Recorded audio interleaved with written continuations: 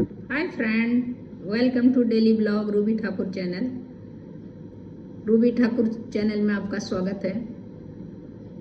हमारे देश का भविष्य कितना उज्जवल हो रहा है ये आपको हमारे बच्चों ने कर दिखाया। आईआईटी मद्रास के बच्चों ने प्रोटोटाइप एक ट्रेन बनाया जो महज 2 घंटे में दिल्ली से सीधा मुंबई का सफ़र तय कर सकते हैं। ये जो बनाई गई भविष्य की ट्रेन है ये बच्चों ने बनाई है। आईआईटी मद्रास के छात्रों ने इस ट्रेन की भविष्य की ऐसी ट्रेन का प्रोटोटाइप तैयार किया है जिसे दिल्ली से मुंबई महज 2 घंटे में आप पहुंच सकते हैं। इंडियन इंस्टीट्यूट ऑफ मद्रास की बच्चे की ये उपलब्धि है। हमारी वित्त मंत्री निर्मला सीतारमन ने कहा आईआईटी मद्रास के छात्र का आविष्कार हाइपर लूप प्रोजेक्ट पर काम कर रहे हैं। हाल में इन छात्रों ने इसका प्रोटोटाइप तैयार करके बड़ी सफलता अर्जित की। इससे देश विदेश में से हमारे बच्चों को बधाई आ रहा है कि इस प्रोजेक्ट के लिए। इस प्रोजेक्ट में करीब 50 अंडर ग्रेजुएट, पोस्ट ग्रेजुएट और पीएचडी करने वाले छात्रों ने काम कर रहे हैं। उनका मानना है कि ट्रांसपोर्टेशन की इस तकनीकी अगले 1 दशक में भारत में काम करने लगेगी और तकनीके के जरिए हाई स्पीड ट्रेन चलाया जाएगा। वैसे भी हमारे यहाँ बुलेट ट्रेन और भी बहुत वंदे भारत, बहुत सारे ट्रेन हाई स्पीड वाला है, बट ये है उससे भी ज़्यादा होगा। अब दिल्ली से मुंबई का सफ़र आप सोचिए कि कितना टाइम लग जाता है। वो 2 घंटे में तय करेगा तो इसका स्पीड नेचुरली जापान जैसा ट्रेनों की तरह होगा। हाइपरलूप कॉन्सेप्ट के तहत यात्री को एक ट्यूब के जरिए सफर कराया जाता है जो आर्टिफिशियल वैक्यूम की मदद से ट्रेवल करेगी। 2 डेस्टिनेशन के बीच पाइप के आकार का ट्रैक बनाया जाएगा जिसमें वैक्यूम क्रिएट करके ट्यूब को तेजी से ट्रेवल कराया जाएगा। इस तकनीकी में हाई स्पीड पर भी किसी तरह का झटका महसूस नहीं होगा। मतलब इतना तेज अगर ट्रेन चलेगा तो यहाँ बैठने वाले जो यात्री होगा उसको झटका महसूस नहीं होगा। आईआईटी मद्रास के छात्रों ने जो प्रोटोटाइप तैयार किया है वह 350 किलोमीटर की दूरी महज 30 मिनट में तय करेगी। 350 किलोमीटर की दूरी 30 मिनट, आधे घंटे में ये तय करेगी। इसका मतलब है कि प्रोटोटाइप की टॉप स्पीड 700 किलोमीटर प्रति घंटा है, यानी दिल्ली से मुंबई 1405 किलोमीटर दूरी महज 2 घंटे में तय करेगी। तो आप अभी ट्रेन देखिए और इसके बाद फिर हमारे जो नेबरिंग कंट्री है, हमारा जो पड़ोसी देश है पाकिस्तान, उसके यहाँ जो आम पब्लिक है उसका रिएक्शन जानिए।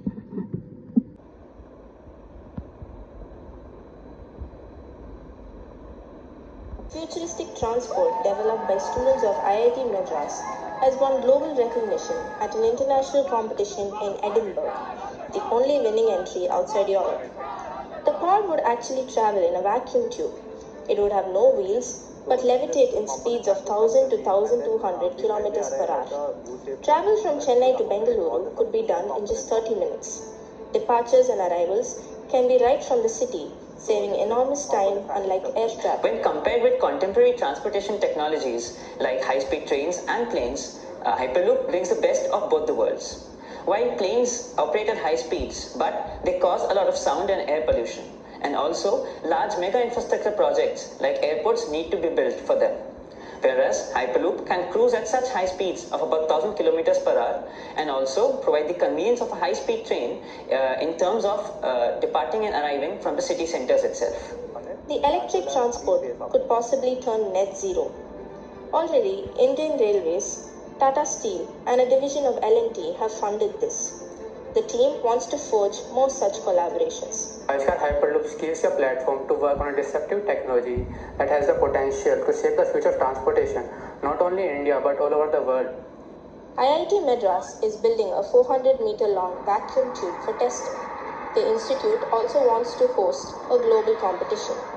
We getting this recognition shows that India is going to be the future leader in this technology and going to spearhead the development of Hyperloop. In 2021, the model was awarded for best scalability.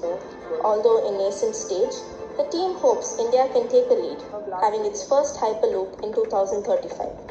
In Chennai, Cheryl Esther Juliana. अपनी गुर्बत को ख़त्म कर सकते हैं, इससे बहुत सारे काम कर सकते हैं। ये प्रोजेक्ट उनके लिए लगा ले एक सरमाया है, कीमती सरमाया। आज एक बात बता ही दें, ये पाकिस्तान के अंदर अगर ट्रांसपोर्टेशन की बात की जाए, कितना फास्ट इस टाइम ट्रांसपोर्टेशन पाकिस्तान में दस्तयाब है। लाहौर से कराची भी अगर आपने ट्रैवल करना हो, कितने घंटे में पहुंच जाएंगे आप? मुझे तो कोई आइडिया नहीं, क्योंकि मैंने इतना सफ़र नहीं किया, लेकिन ये है कि बाय ट्रेन किया जाए तो मैक्सिमम एक दिन तो शायद लग ही जाता है। 24 घंटे जी, जाने में, मतलब लाहौर से कराची। लेकिन अगर बात की जाए इंडिया की, तो उनका तो मुंबई और दिल्ली का सफ़र ऐसे है जैसे साथ वाला घर। जैसे हमारा लाहौर के साथ लगा ले गुजरावाला है, हमारा लाहौर के साथ लगा ले उकार है, हमारा लाहौर के साथ ही कोई और शहर लगा ले। वंदे भारत भी जो है वहाँ पे स्टार्ट कर दी गई है, खबर आपने सुनी होगी। वो भी मतलब कहते हैं जिस रफ्तार से चल रही है, भारत की इकोनॉमी भी उसी रफ्तार से ऊपर जा रही है। बिल्कुल, नो डाउट, इसमें कोई कपट नहीं है कि मतलब उनका ये सीन नहीं चल रहा है। बिल्कुल चल रहा है, वो तरक्की में बहुत आगे हो चुके हैं। मैं आपको बता रही हूँ कि उनके स्टूडेंट्स, उनके सियासतदान उनकी हमायत करते हैं, उनके हुक्मरान उनके हमायत करते हैं, इसलिए वो आगे से आगे होते जा रहे हैं। हमारे यहाँ टैलेंट की कमी तो नहीं है, टैलेंट की कमी नहीं है हमारे यहाँ। जैसे मैंने आपको कहा, यहाँ टैलेंट की कमी नहीं है। सुन लो आप सब, यहाँ टैलेंट की कमी नहीं है, लेकिन उसको प्रमोट करने की कमी है, उसको दुनिया में जाहिर करने की कमी है, उसको आगे से आगे ले जाने की कमी है। सिर्फ ये चीज़ है कि जैसे इंडिया में तरक्की हो रही है हर चीज़ में, हर लिहाज से, हर प्लेटफॉर्म पे, ऐसे पाकिस्तान में भी हो सकती है। अगर थोड़ी सी आप केयर करें, कंसर्न करें, अगर आपने स्टूडेंट्स को सपोर्ट करें, तो इंडिया से आगे हमारा पाकिस्तान हो सकता है। अगर आपका बच्चा, पाकिस्तान में टैलेंट की कमी नहीं है, ऐसा कमाल कर देते हैं, लेकिन ये है कि उसको प्रमोट नहीं कर सकते। डेवलपमेंट के बारे में क्या कहना चाहोगी, जो ये अभी रिसेंट सुनने में आई है, ट्रांसपोर्टेशन में भारत के कितना फर्क पड़ेगा इससे? बहुत फर्क पड़ेगा। मतलब मिनटों का सफर सेकंड्स में हो जाएगा, घंटों का सफर मिनटों में हो जाएगा। तो ये बहुत मतलब पढ़ने वाला, उनको फायदा बहुत होने वाला है, स्पेशली गवर्नमेंट को इससे बहुत बेनिफिट मिलने वाला है। जब बाहर से प्रोजेक्ट्स दिए जाएंगे तो ऑफ कोर्स मईशत पे फर्क पड़ेगा। मतलब उनके अगर कोई कर्जे, अगर हम बात करें हमारी नेबर कंट्री भारत के IIT के स्टूडेंट्स की, तो उन्होंने एक प्रोटोटाइप हाइपरलूप जो फ्यूचरिस्टिक ट्रैवल के लिए जो है, उन्होंने एक प्रोजेक्ट के ऊपर काम किया है, जिसमें उन्होंने एक ऐसी मशीन बनाई है जो 1000 किलोमीटर का जो डिस्टेंस है वो 1 घंटे के अंदर जो है वो सारा तय करेगी। मेरा आपसे क्वेश्चन ये है कि ट्रांसपोर्टेशन के ऊपर पहले ही बहुत ज़्यादा काम हो रहा है भारत के अंदर, ट्रैवलिंग जो है वो बहुत ज़्यादा हुआ है। जापान बुलेट ट्रेन के ऊपर काम कर रहा है, पाकिस्तान में भी बहुत ज़रूरत है ट्रांसपोर्टेशन को अच्छा करने की। मतलब वक्त जो है उसी की मेन कीमत है। हम क्यों नहीं मतलब काम करें, ये सारा R&D का काम भारत ही में क्यों हो रहा है? सर जी देखें, एक सिंपल सी बात है कि जो नेशंस इस चीज़ को समझती है ना कि टाइम इज़ मनी, डेफिनेटली जितना फास्ट, जितना तेज़ ये दौर चल रहा है, आप देखें कि इसमें टाइम की जो एक किल्लत है, जितनी स्पीड से टाइम गुजर रहा है, आपको भी इस चीज़ का आइडिया है। तो ऑब्वियसली अगर आप देखें, यहाँ से अगर आपने लाहौर से कराची जाना है, आपको 12-14 घंटे का सफ़र करना पड़ता है। तो अगर वही आप अपने टाइम को सेव करते हैं, तो आप कहीं ना कहीं पे किसी ना किसी दूसरे काम में, दूसरी एक्टिविटीज़ में अपने आप को इन्वॉल्व कर सकते हैं और अपने पाकिस्तान के लिए कुछ कर सकते हैं। वो लोग एज अ नेशन सोचते हैं, वो लोग एज अ नेशन चलते हैं, वो लोग आप समझते हैं कि उनका जो एक विजन है, उनका जो आप कह सकते हैं कि जो उनका एक मोटिव है, वो बिल्कुल अलग है। वो इन चीज़ों में नहीं है जिन चीज़ों में हम हैं। ठीक है, हमारे अपने बुनियादी तनाज़ात ही ख़त्म नहीं होते, तो हम मतलब एक तो मुझे इस चीज़ की समझ नहीं आती कि why always the Pakistani is being compared with the Indians, कि इंडियंस के साथ पाकिस्तानीज़ को क्यों कंपेयर किया जाता है? हमारे इस वजह से हम कंपैरिजन करते हैं कि ज़रा सी कोई बात हो जाए तो यहाँ पे बच्चा आपको कहता मिलेगा। टैलेंट की कमी नहीं है पाकिस्तान में, लेकिन अगर हम डेवलपमेंट की बात करें तो आए दिन कोई ना कोई डेवलपमेंट हमें नेबर कंट्री से देखने को मिलती है। अगर इतनी टैलेंट की कमी नहीं है तो फिर कोई ना कोई डेवलपमेंट हम क्यों नहीं कर लेते? इस रीजन से पाकिस्तान से क्यों नहीं कोई खबर आती कि यहाँ पे भी कोई मतलब जो है वो रिसर्च के ऊपर काम हुआ है और कामयाब हुए हैं हम? आप अपनी कोई इन्वेंशन दिखा दें पाकिस्तान की, या सिंगल वन कोई अगर आपके माइंड में, तो आप बता दें सिंगल वन कोई एक। कोई भी नहीं पकड़ा हुआ है, ये पाकिस्तान की इन्वेंशन है, ऑस्ट्रेलिया का ही कोई एक इन्वेंशन मुझे पाकिस्तान में जो आप यूज़ कर रहे हैं वो मुझे दिखा दें कोई। मैं आपके क्वेश्चन का आंसर ये है बेसिकली। टैलेंट कैसे है इतना? नहीं है सर, देखें कि आपने अभी तक आपका एजुकेशन सिस्टम इस चीज़ को एक्सेप्ट नहीं कर रहा कि 33% मार्क्स जो जिस बच्चे ने लेने हैं उसने पास हो जाना है। गधे घोड़े की रेस में आपने शामिल किए हुए हैं, कोई आपकी रिसर्च नहीं है, कोई आपके एजुकेशन सिस्टम में ये चीज़ें नहीं है, इंडक्ट नहीं हुई। बच्चे को सिर्फ ये पता होता है कि मैंने मार्क्स लेने हैं, किस तरह से लेने हैं, कैसे आने हैं, वो उसकी सरदर्द नहीं है। ठीक है, वो इस चीज़ को नहीं सोचता कि मैंने लर्निंग के लिए पढ़ना है, नहीं, वो सिर्फ मार्क्स लेने के लिए चलिए मैंने सारा टॉपिक अपना छोड़ दिया, मुझे ये बताएं R&D कितनी ज़रूरी है मौजूदा करंट टाइम के अंदर? सर ऑब्वियसली जब भी आप देखें रिसर्च करेंगे देन ही आप अपने आप को मैं इस चीज़ को बहुत ज़रूरी समझता हूँ। रिसर्च जो है वो आपकी हर प्लेटफॉर्म पे ज़रूरी है।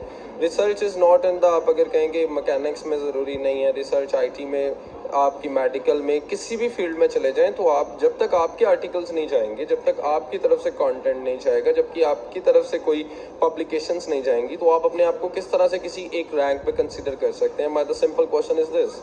तो आपकी रिसर्च जितनी स्ट्रांग होगी, अब आप किस तरह से रिसर्च कर रहे हैं। अगर आप देखें तो आजकल जो यूनिवर्सिटीज़ के स्टूडेंट्स हैं उनको कोई प्रोजेक्ट मिलता है तो वो इधर उधर से पकड़ के उसको कंप्लीट करके just for the sake of the degree वो काम करते हैं। उनकी अपनी खुद की उसमें कोई मतलब आप कह लें कि एफर्ट्स नहीं होती, और जब एफर्ट्स नहीं होती यही रीज़न है कि हमें मार्केट में पाकिस्तानी अच्छे डेवलपर्स, अच्छे रिसर्चर्स नहीं मिलते। क्या लग रहा है भारत कितना काम कर रहा है R&D के ऊपर? सर वो लोग बहुत अप है सर, बहुत अप है, उनकी IT बहुत ऊपर है।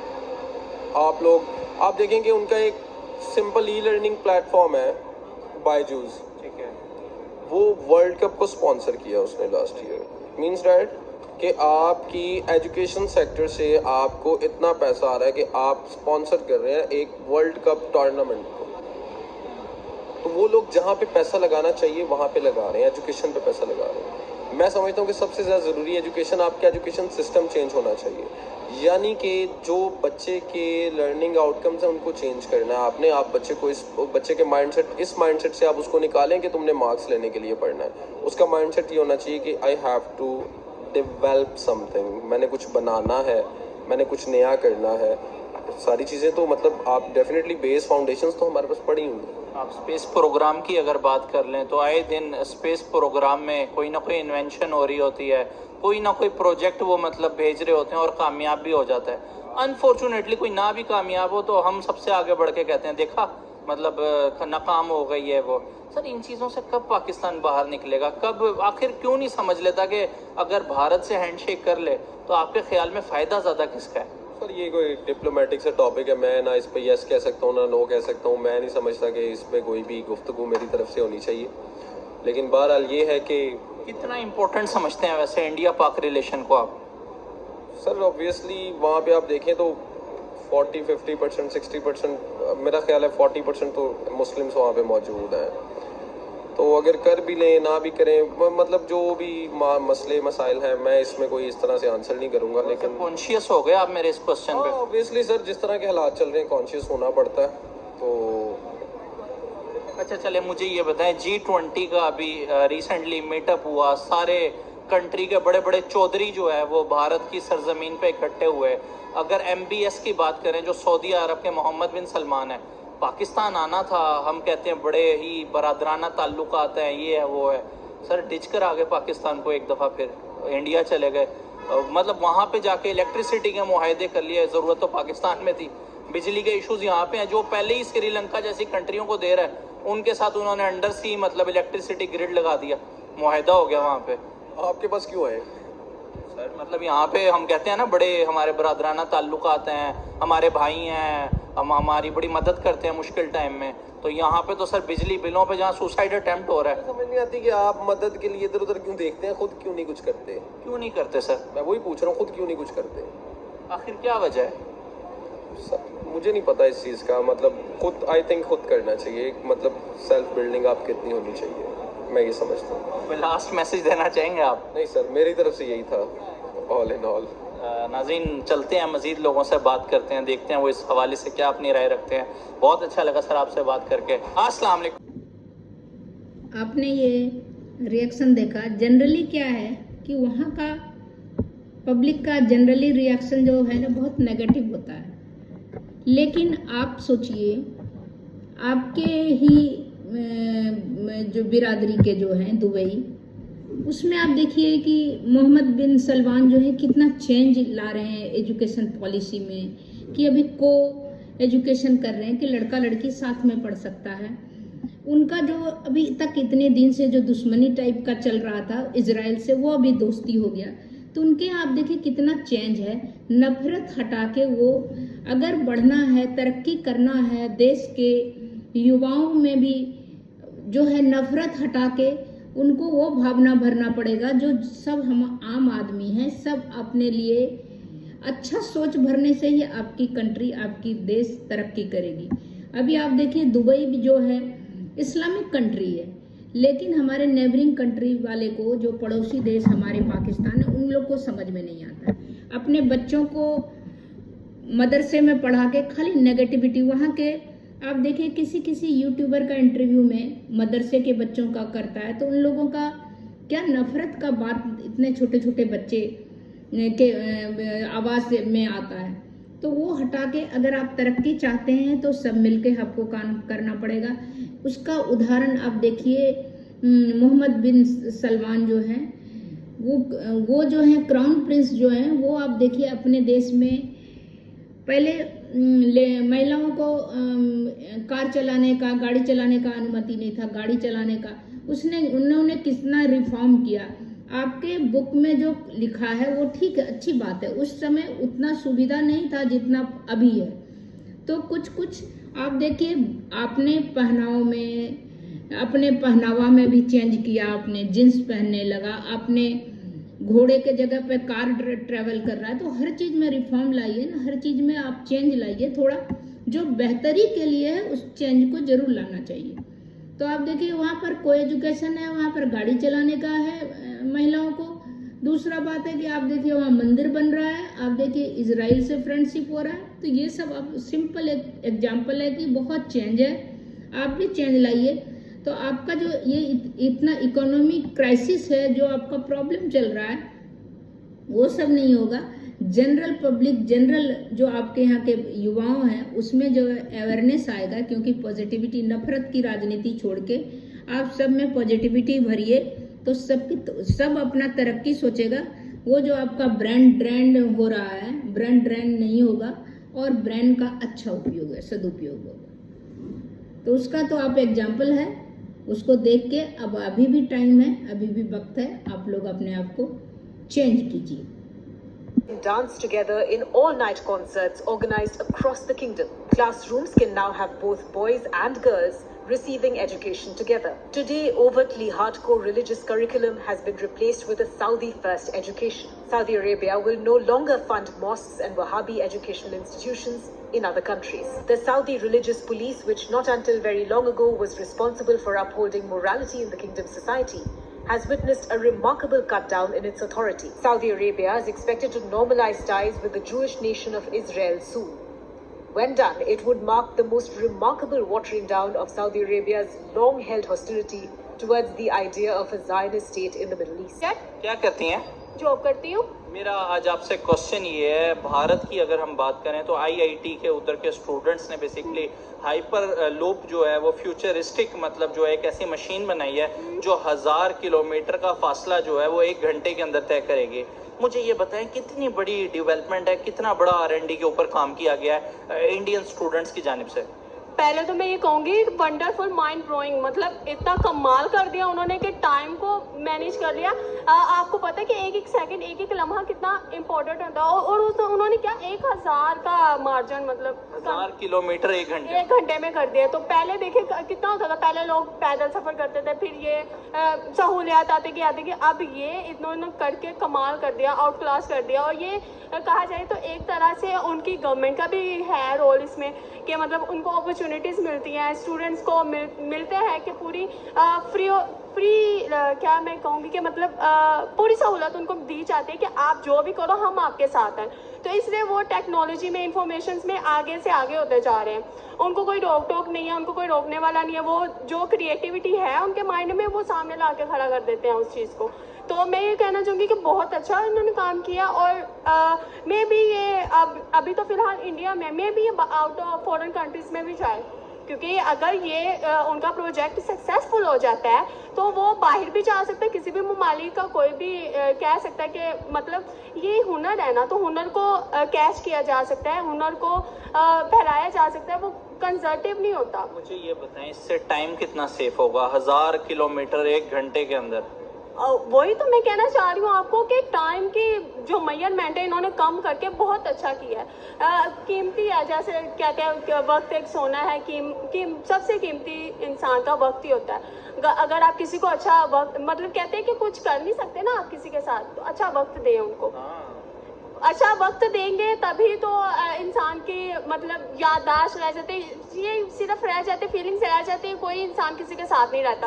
तो इन्होंने जो किया है बहुत अच्छा किया है, वक्त की सेविंग की है, हर लिहाज से देखा जाए तो ये प्रोजेक्ट आउट क्लास है, बहुत अच्छा है। मुझे आज एक बात बताओ, ये जितना भी R&D पे काम हो रहा है, ये ज्यादातर IIT के जो स्टूडेंट्स हैं ये ही क्यों नजर आते हैं हमें? भारत के जो IIT के स्टूडेंट्स हैं, ज्यादातर जितना R&D पे डेवलपमेंट्स हो रही हैं हमें आए दिन उधर से ही खबर सुनने को मिलती है। पाकिस्तान में इस तरह की कोई खबर, इधर इस तरह हम कहते हैं टैलेंट बहुत है, टैलेंट की कमी नहीं है, लेकिन डेवलपमेंट सारी उधर हुई जा रही है, R&D पे उधर काम हो जा रहा है, हमें सारी जो फ्यूचरिस्टिक प्लान्स हैं वो भारत से नजर आते हैं। नो डाउट के मतलब पाकिस्तान में टैलेंट की कमी नहीं है, बिल्कुल भी नहीं है, ये भूलोगे लोगों की कि पाकिस्तान में टैलेंट की कमी है। यहाँ पे सिर्फ और सिर्फ जिस चीज़ की कमी है, किल्लत है, वो है पैसा, वो है तवज्जो, वो है गवर्नमेंट का सेविंग, मतलब उन पे खर्च करना। तो ये देखा जाए, मैंने आपको जैसे कहा कि इंडिया की जो गवर्नमेंट है वो साथ देती है स्टूडेंट्स का, उनको कहती है आप आगे से आगे बढ़ो, मुल्क को तरक्की की तरफ लेके जाओ। यहाँ पे ये होता है कि एक दूसरे से आगे होना है। मुझे एक बात बताओ, अगर टैलेंट की वाकई कमी नहीं है तो कोई एक डेवलपमेंट जो आप मुझे बताना चाहो हमारे स्टूडेंट्स ने अब तक की हो? एक्चुअली में ना हमारे स्टूडेंट्स को वो अपॉर्चुनिटीज नहीं मिलती। अच्छा। नहीं तो वो बाहर जाके करते हैं, क्रिएटिविटीज होती हैं, ऐसा नहीं है कि बिल्कुल नील बटा नील है पाकिस्तान के स्टूडेंट्स, ऑफ कोर्स बहुत क्रिएटिविटीज करते हैं, उनका टैलेंट छुपा हुआ है, लेकिन है दुनिया पे ही है।